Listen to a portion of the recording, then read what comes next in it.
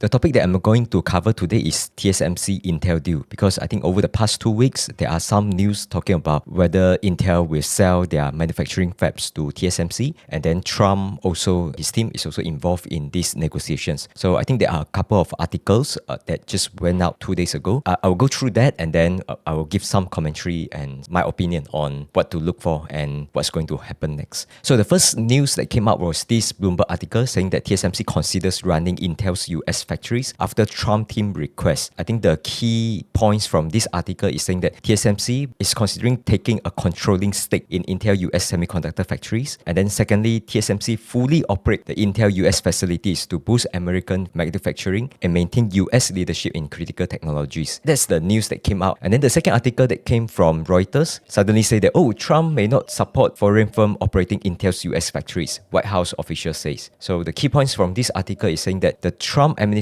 may not support Intel's US factories being operated by a foreign entity, according to a White House official. The White House official emphasized that while the administration supports foreign investment in US manufacturing, it is unlikely to back a foreign firm running Intel's factories. These two articles contradict each other. One says that there will be a deal, TSMC is going to operate Intel fabs, and then the other one says that, Intel fabs cannot be operated by a foreign entity, which TSMC is a Taiwan company, right? So cannot be done. So there's a lot of things that's ongoing, and I think just from the news coverage, we can see that things are not clear at this moment. So it's very fuzzy. What kind of deal that is ongoing? What are the things that they are discussing? I think we still don't have much information on this. And then the third article, which I think they have a lot more details. So this is coming from New York Times. With Trump's help, Intel could hand control of chip plants to TSMC. The Silicon Valley giant is trying to cut a deal it hopes would help it pull out of a years-long slump. So I think this article is more in line with the first article came from Bloomberg. And in terms of the details here, right, I think they provide more details on what's happening on the Intel side. So Frank Yeary, Intel's interim executive chairman, has engaged in talks with TSMC and US officials to separate Intel's struggling manufacturing business from its semiconductor design and product business. TSMC could take a majority stake in Intel's manufacturing business, potentially alongside private equities firms and other tech investors. If this is true, right, TSMC will really be involved in some form of M&A with Intel, maybe like taking over their fabs and manufacturing on their behalf. And then second thing that we know that these things is really pushed by the Intel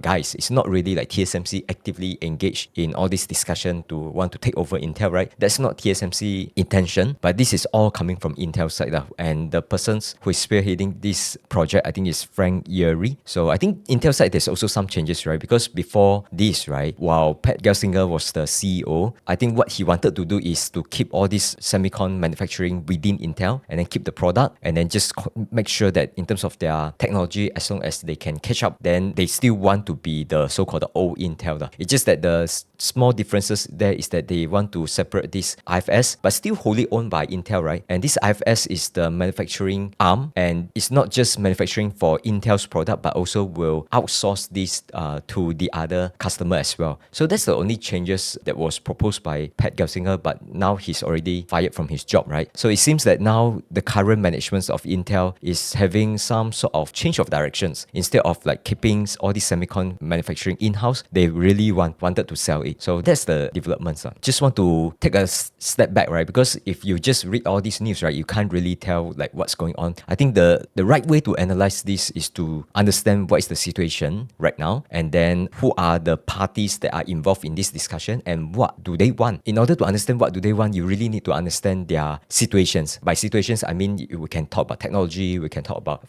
financials and so on. The first one, right, let's go through the financial first. So you can see that actually Intel, right, it's not like they have been struggling for, like 5 or 10 years. It's not like that. So they have been doing very well, even to the extent of up to about year 2021. They are still doing okay, at least from the financial perspective. As you can see here, right, the chart is showing the revenues. This is by financial year. Both are in US dollar already, so it is comparable. You can see that Intel's revenue has been quite high, even higher than TSMC. So you see from year 2008 until 2021, the blue line is above the red line, which is TSMC revenue. So it shows that Intel's, they are doing well. You look at the trajectory, the revenue is growing. Only after 2022, they start to have this downfall, right? There's many challenges that they are facing. But just to let you know that these things, right, even today we are at 2025, right? We're talking about like 3 years where they have this U-turn, right? So this is financials and specifically on the revenue side. And then if we just look at the the PE, right, for Intel. So their PE has been hovering around, between 6 to 12 for some years. So this is the darling value stocks that some investors are attracted to just because it looks cheap on the PE side, right? So this is PE. And I always told people that don't buy a company just because of the PE. If you buy a company because the PE is low, you need to make sure that their earnings is sustainable, meaning that you don't foresee the earning will drop. Because when earnings start to drop, right, the PE actually can shoot up a lot. In Intel's case, I think the PE is already go to the moon because the earnings already dropped to negative level. So that's the situations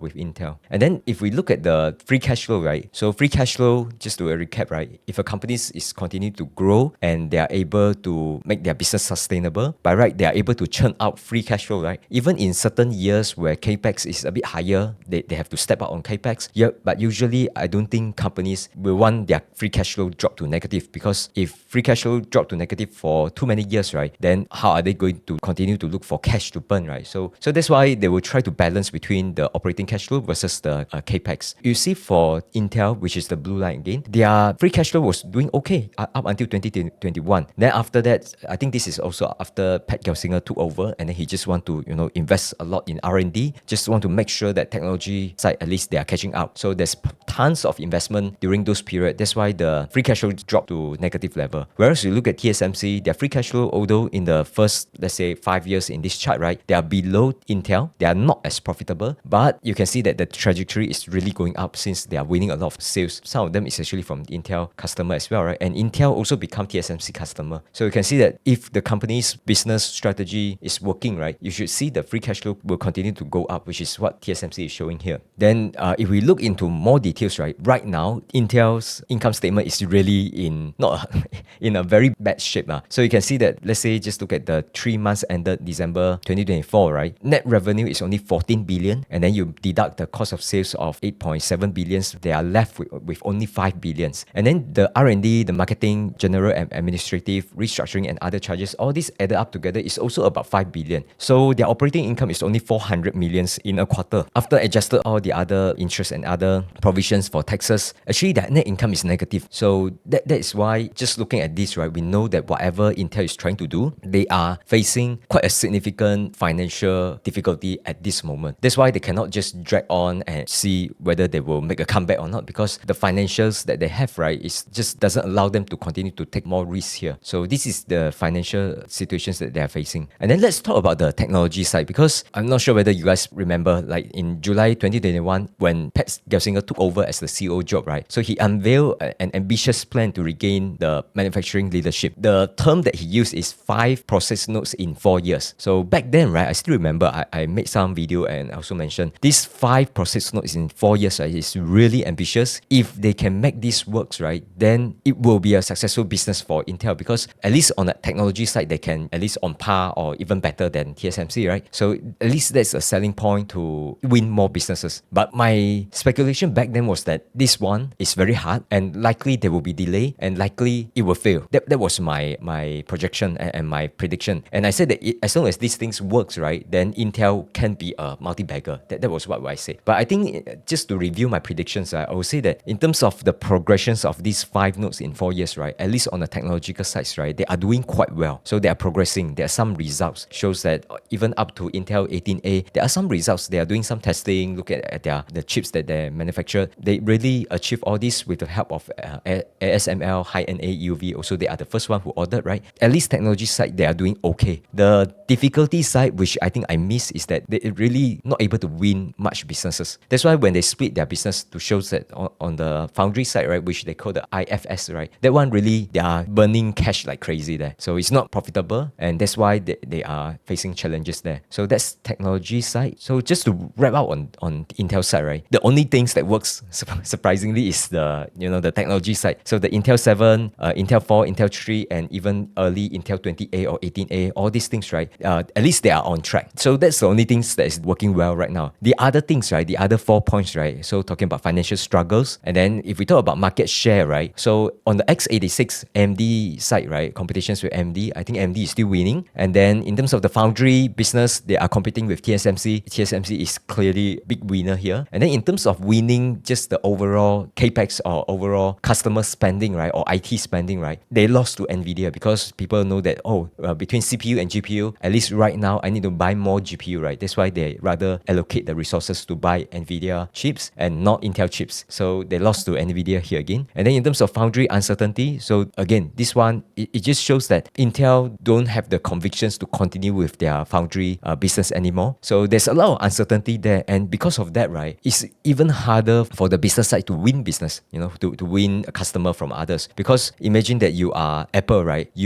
Right now you have a relationship with TSMC, and TSMC also willing to come up with capex to build fabs to meet your demands. So why do you want to risk this relationship and move to Intel, right? So it is very hard. So and once all this uncertainty is out, right, the customer will definitely stay away, right? So that's why, at least on the IFS side, it's really, really tough. And then lastly, the fourth one, leadership. I think this one just not too long ago, Pat Gelsinger already fired. So whether the Intel as a company, what kind of direction that they're heading, a lot of uncertainty there. So even so, like, the customer will try to stay away, right? So I think out of these 5 points, you can see that, let's say the technology is the only thing that's working, it is simply not enough. And also, last time when I covered TSMC, I also mentioned that for TSMC, right, just forget about the technology. Even technology side, Intel is on par with TSMC, but at least TSMC business model, just they're able to win trust because they already told their customer, I'm not going to compete with you. I'm not suddenly like coming up with TSMC chip, right? There's no TSMC chip because TSMC is only settle the manufacturing side. They don't design the chips, right? So there's a clear divide between the manufacturing side and also the chip design side. So that actually cultivate a lot of trust between TSMC and their customer. Whereas for Intel, right, let's say Intel is helping their customer, and then at the same time, they also have their own chip design, right? So there's some conflict of interest there. That's why I think this one is also a challenge that at least Intel is facing, just because their business model is completely different. So that's the IDM versus foundry models discussion that I talked many years back now when I cover TSMC. So I think just with that, right, just want to tell you that right now, Intel really have no choice. I think they have to let go of the manufacturing side. The question is how? Who are the buyers of all these fabs, right? Because we're not just talking about like equipment. There are employees as well, how to take care of these employees, make sure that they don't just simply lose their job. And all these equipment, right, they are expensive tools that can be acquired by someone, but who else is buying all these? Because all these expensive equipments, right, it's not like anyone can buy that and use. You need people, you need the know-how, you need people with experience, with expertise to use it, right? So if you look around, it's only TSMC or maybe Samsung that is able to buy all this equipment. So that's why I think they're trying to use M&A to get out from this mess. So that's what I feel. Okay, just a side note here, right?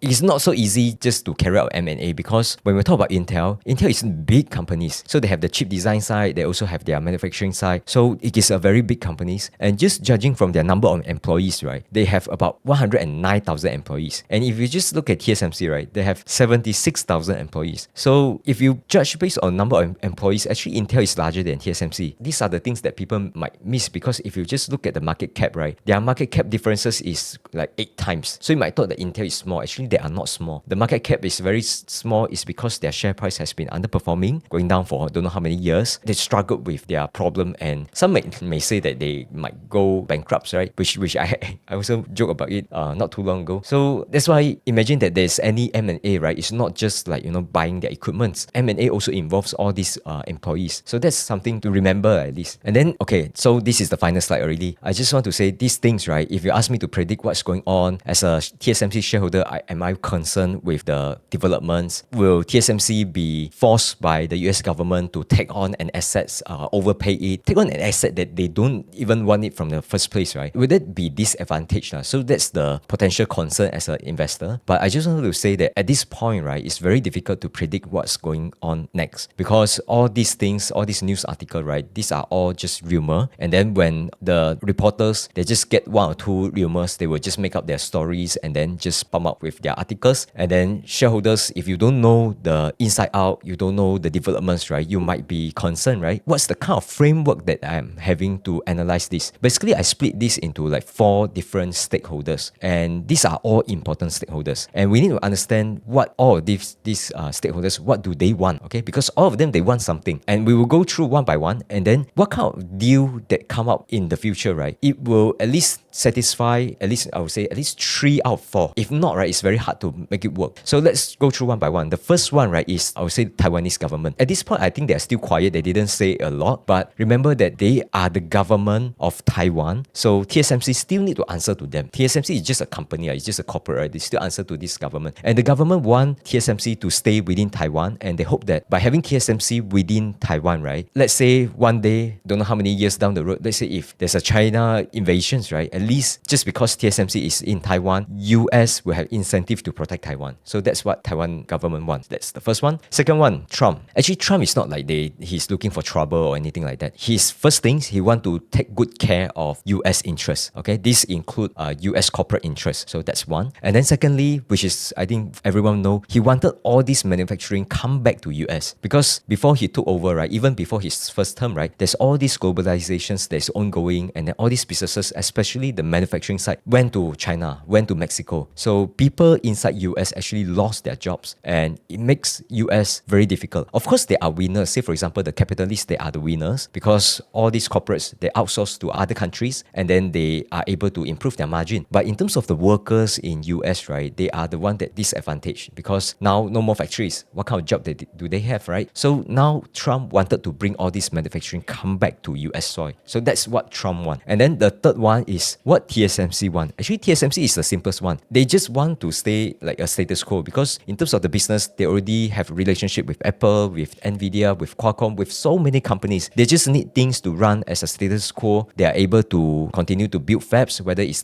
in Taiwan or in US. But of course, the one in US needs some financial support from the government. And they have all these things ongoing, right? The CHIPS Act, right? So they just want all these things to go status quo, and they know that you just have to drag on for a few years. TSMC will anyway win majority of the business. In fact, Intel will go under if these things continue, right? They cannot continue to burn cash forever. So TSMC one is just that they want status quo. It's just that all the other parties don't want status quo. They want some changes. That's why they are dragged into all this discussion. And of course, if the discussions involve TSMC, but at least they are not worse off, right? And at least they are able to win some trust from the US government, right? They will still want to do it. That's also the reason why they built their Arizona fabs, right? That's what TSMC wanted. And then the fourth one, which is all the mess that came out recently, right? Is really because of this guy. His name is Frank Yeary. So I think Intel, right, having go through all the financial that I just mentioned a few slides ago, right? You can see that they wanted to sell all this manufacturing business away. They want to let go because at least on the chip design side, they are able to compete with AMD. They just don't want the cash burning side, which is the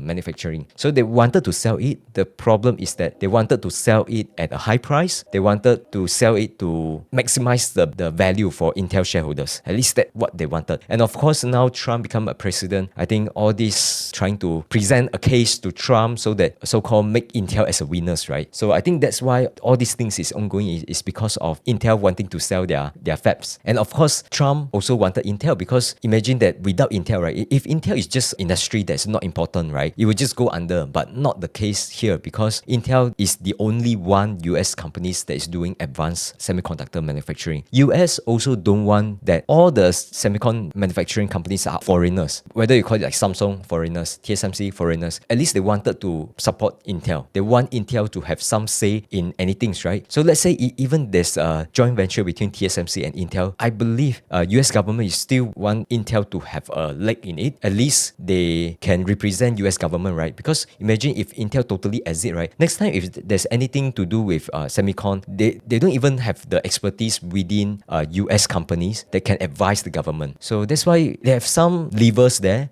by being a US companies, and also there's a lot of all these politics that's ongoing. So now you understand that these four stakeholders, right? You know what they wanted. Now the problem is that if we are coming up with some deal that will be satisfied to the key parties here, right? What would it be? Because at least I would say at least 3 out of 4 of them needs to be okay. If not, it's really hard. In fact, I think maybe 3 also not enough. Maybe we really need like 4 of them to agree on certain things. So, but negotiation is still ongoing. I'm still monitoring this space, and let's see what will turn up next. I think it will continue to play out at least for a couple of months. So there will be breaking news after breaking news. Thank you so much for joining me. See you in the next one. Bye bye.